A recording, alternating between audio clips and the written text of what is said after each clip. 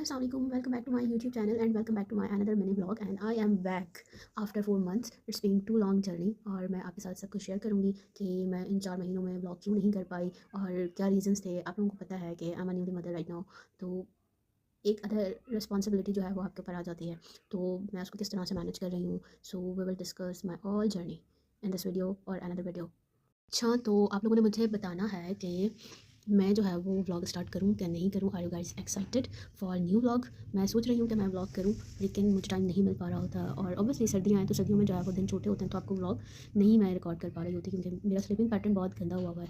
तो हम लोग जो है वो डिस्कस करते हैं वीडियो में कि भाई मैं व्लॉग क्यों नहीं कर पाई और मेरा डिलीवरी से पहले मैं व्लॉग क्यों छोड़ दिया था, क्योंकि मैंने काफ़ी टाइम पहले छोड़ दिया था, अप्रॉक्सीमेट 1 मंथ या अप्रॉक्सीमेट 20 या 25 डेज पहले जो है वो मैंने व्लॉग करना छोड़ दिया था just because of that I was not well. और इस सारे 4 महीने के अंदर जो है ये जितने भी मेरे महीने गुजरे तो इनमें मेरा जर्नी कैसा रहा और मैंने किस तरीके से जो है वो ऑब्स्टिकल्स को फेस किया और जितनी भी मुश्किलात आई थी, जो भी डिफ़िकल्टीज़ थी, तो मैंने उन सबसे किस तरीके से ओवरकम किया, तो हम जो है वो इस वीडियो में डिस्कस करते हैं।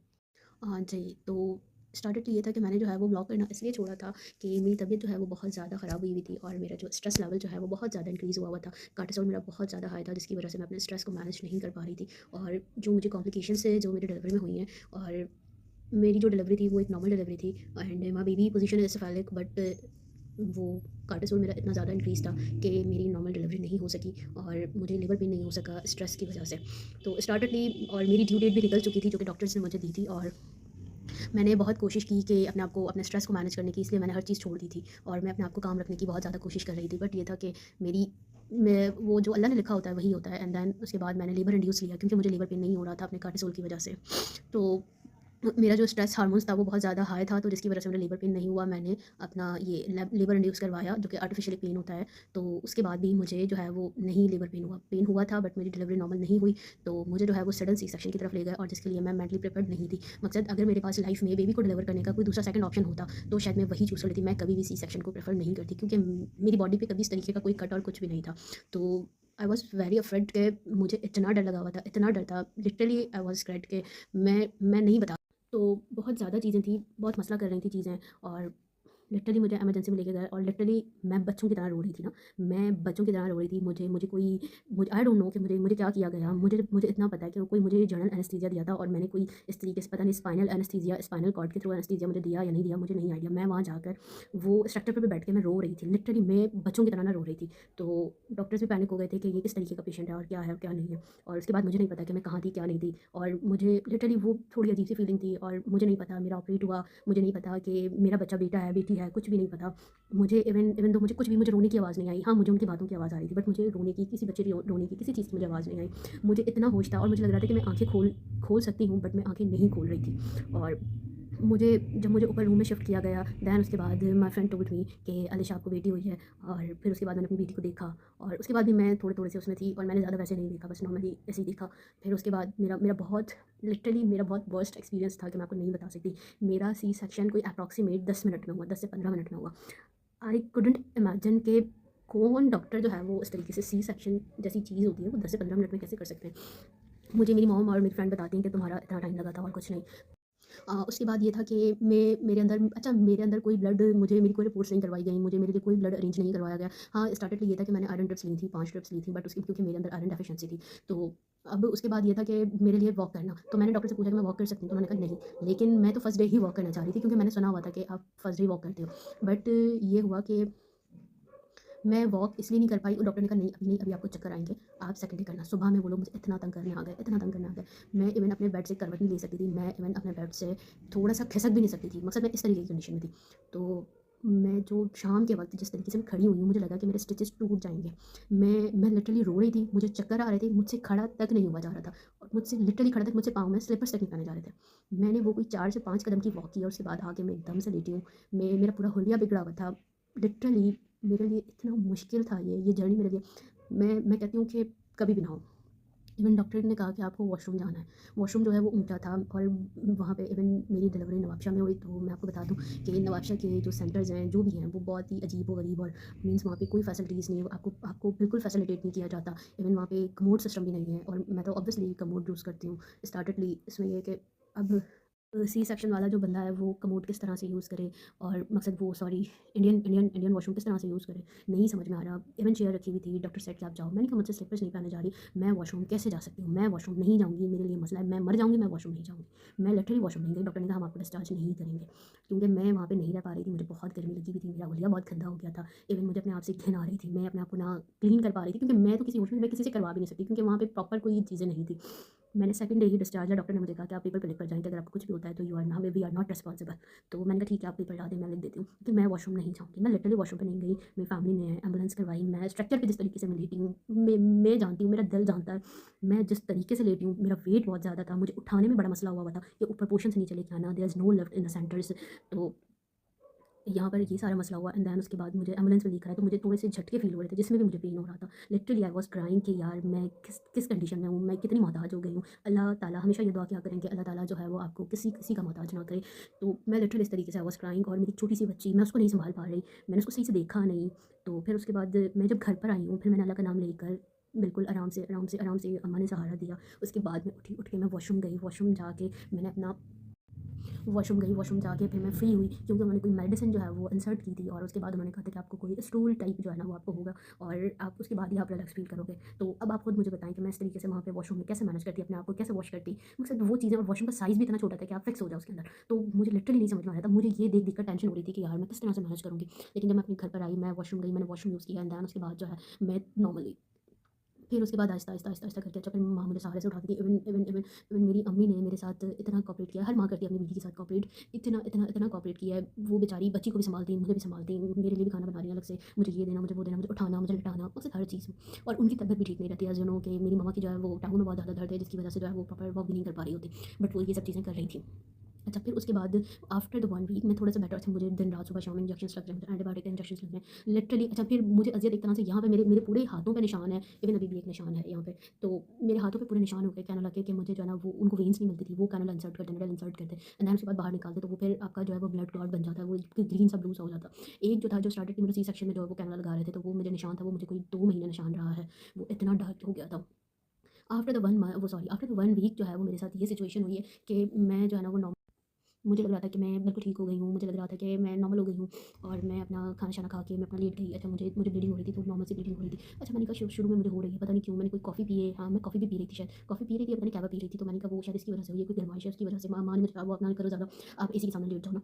तो अच्छा अब नॉर्मली ये भी होता है कि पता नहीं मिथ्स क्या है कि हमारी अम्मा कहती हैं कि ना एसी के सामने नहीं लेटना चाहिए, क्योंकि आप चिल्ले में होते हो तो वो फिर आपको बॉडी पेन जो होता है वो आपको पूरी ज़िंदगी रहता है। बट मेरे साथ प्रॉब्लम ये था कि यहाँ पे बहुत ज़्यादा गर्मी थी, जिसकी वजह से जो है वो मुझे एसी यूज़ करना पड़ा था, क्योंकि जो है वो मेरे स्टिचेज़ पे जो है वो स्वेटिंग हो रही थी, और जिसकी वजह से मेरे स्टिचेस ख़राब हो रहे थे। तो ऑब्वियसली आपको उनको ड्राई करना पड़ता है, और इवन इवन डॉक्टर सेड कि आप जो है वो उसको वो कर लो कि ना आप नहाओ, आप शावर लो। बट मैंने कोई 20 दिन शावर नहीं लिया, क्योंकि अम्मी ने मुझे मना किया था शावर लेने से। मैं अपने आप को जो है वो एक गीले टॉवल से साफ़ करती थी, तो उस तरह से मैंने जो है ना वो अपना टाइम गुजारा, और ये था। तो अम्मी ने मुझे कहा लेट जाओ, लेकिन मैं खड़ी हुई और मैं वॉशरूम गई, मेरे को 1 मिनट में मेरे 1 मिनट भी नहीं, मकसद मैं पैड यूज़ करूँ, मैं पैड लगा रही हूँ बस, सो कुछ है, पैड लगाया सो कुछ है, बिल्कुल इस तरीके से जस्ट लाइक दैट कि आपको नल खोल दिया है ना। मैं कमोड पे बैठी, लिटरली आई वाज़ क्राइंग, और मैंने वहीं पे ना डॉक्टर की असिस्टेंट को कॉल की, मैंने कहा मेरे साथ ये मसला है। उसने कहा आपको इंजेक्शन या कोई टैबलेट है वो मंगवा के खा लें, ये वो ना। लेकिन वो ब्लड रुक ही नहीं रहा था, मकसद वो इतना रेड ब्लड था कि मुझे समझ ही नहीं आ रहा था कि मेरे साथ हो क्या रहा है।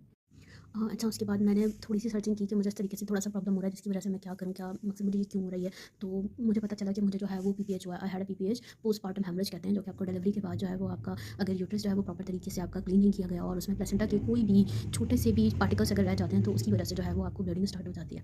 क्योंकि जब आप प्रेग्नेंट होते हो तो आपका जो हार्ट होता है, हार्ट से जो है ना वो आपका कनेक्शन होता है प्लेसेंटा को, जो कि आपके बेबी को फीड मिलती रहती है थ्रू द ब्लड। तो वो जो है ना वो वहाँ से जो है वो बिल्कुल स्टार्ट होता है और लिंक्ड होता है, और उसके बाद जो है वो ब्लड जो है ना वो आपके हार्ट साइड से जो है वो आपके प्लेसेंटा आपके यूट्रस में आ रहा था मेरे, और वो मुझे कंटिन्यूसली ब्लीडिंग हो रही थी।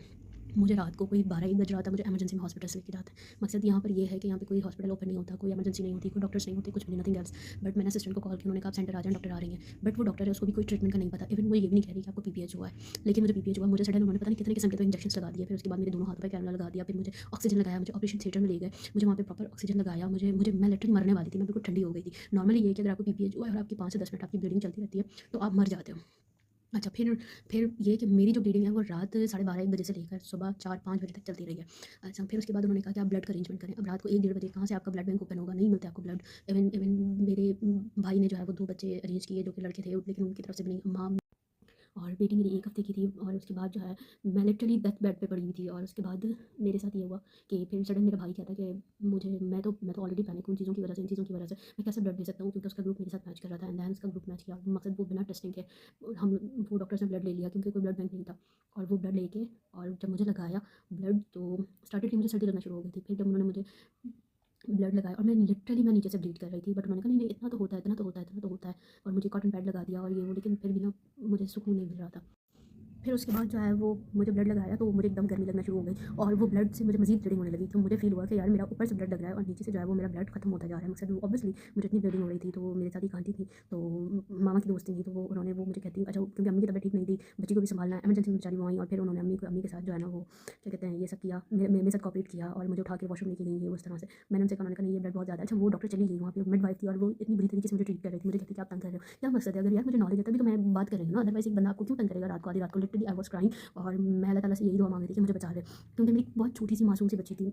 मैं लिटरली मरते-मरते बची हूँ। तो मैं रात को जो है ना इतनी बुरी कंडीशन में थी। I don't have any idea, I don't know any doctors इन नवाबशाह, क्योंकि मेरा यहाँ पे कोई एक्सपीरियंस ही नहीं है। मैं यहाँ पे कभी भी नहीं गई। इवन मुझे दाँत का दर्द है, कान का दर्द है, नाक का दर्द है, कहीं पे भी है। मैं कराची जाती हूँ, मुझे कराची का एक्सपीरियंस है। मुझे नवाबशाह का कोई डॉक्टर्स का एक्सपीरियंस नहीं है। मुझे इवन यहाँ के डॉक्टर्स भी नहीं समझ में आते थे। मैं अपने अपने डिलीवरी टाइम पे इवन इवन मेरे प्रेगनेंसी जर्नी में मैंने कोई 7 से 8 डॉक्टर्स चेंज किए, क्योंकि मुझे कोई डॉक्टर समझ में नहीं आ रहे थे। मैं किससे प्रॉपर कंसल्टेशन लूँ, क्या करूँ, क्या ना करूँ, कौन मुझे अंडरस्टैंड कर रहा है, कौन मेरी बात को समझ रहा है, कौन मेरे सिम्पटम्स को समझ रहा है। तो ये सारी चीज़ें थी।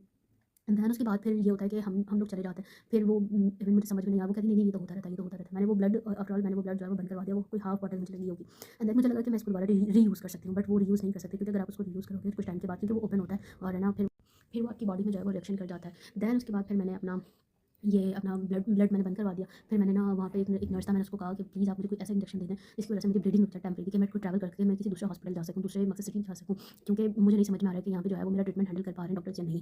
तो मुझे कहते ठीक है मैं आपको दे देता हूँ, आप डॉक्टर से छुट्टी ले लेना। तो मैं डॉक्टर मुझे कहती है आप ऐसे कैसे जा रही हैं, आप ब्लड पूरा लगवाएं ये वो। मैंने कहा मुझे नहीं लगवाना, आप लगवाएं, आप ऐसे कैसे जा रही हैं, आप ब्लड रिपोर्ट करवाएं, आप ये करवाएं, वो करवाएं। मैंने कहा भाई आप मुझे दे दें। वो मुझे इवन डिस्चार्ज भी नहीं करी थी, जस्ट बिकॉज ऑफ दैट कि ये मुझे जो है वो बाहर जाके बदनाम ना कर दे, क्योंकि मुझे पता है उसको ट्रीटमेंट नहीं करना आ रहा है, वो बिल्कुल अनाड़ी डॉक्टर है जो भी है, क्योंकि मुझे समझ में आ गया था कि मुझे क्या हुआ क्या नहीं हुआ। दैन उसके बाद मैं दूसरे डॉक्टर के पास जाती हूँ, मेरे भाई पूछ कर बता देंगे दूसरे डॉक्टर्स का। तो फिर वो किसी को रिकमेंड करता है उनको, फिर मैं दूसरे डॉक्टर के पास जाती हूँ तो वो मुझे कहते हैं बेटा आपको पीपीएच हुआ है। मैंने कहा नो मुझे पीपीएच हुआ है।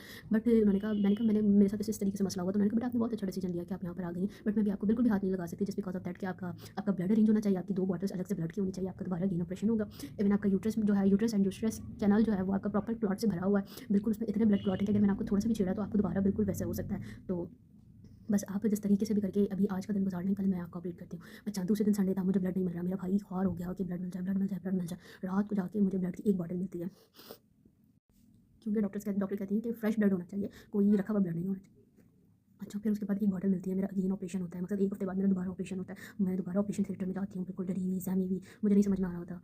इवन इवन अम्मी कहती है कि ना मैं डॉक्टर से कहती हूँ कि ना, सॉरी अम्मी कह रही हूँ, डॉक्टर से कहती हूँ कि आप प्लीज़ मुझे जनरल एनेस्थीसिया दीजिएगा, मुझे डर लगता है, मैंने बिल्कुल जाग के कुछ भी नहीं देखना। तो मैंने कहा ठीक है। एंड दैन उसके बाद आहिस्ता आहिस्ता जो है वो मेरा रिकवरी स्टार्ट होता है। अल्हम्दुलिल्लाह अल्हम्दुलिल्लाह मैंने उन डॉक्टर से जो ट्रीटमेंट लिया, तो she is the best doctor और वो बहुत अच्छी डॉक्टर हैं और उन्होंने मुझे प्रॉपर सुना समझा, मुझे मुझे मेरे मेरे मुताबिक मुझसे जो है ना वो मुझे कंसल्टेशन प्रोवाइड की। और उसके बाद जो है वो मैं भी आपके सामने हूँ और बाकी की स्टोरी जो है वो मैं दूसरे पार्ट में बताऊँगी आपको। तब तक के लिए अल्लाह हाफ़िज़, अपना ख्याल रखिएगा।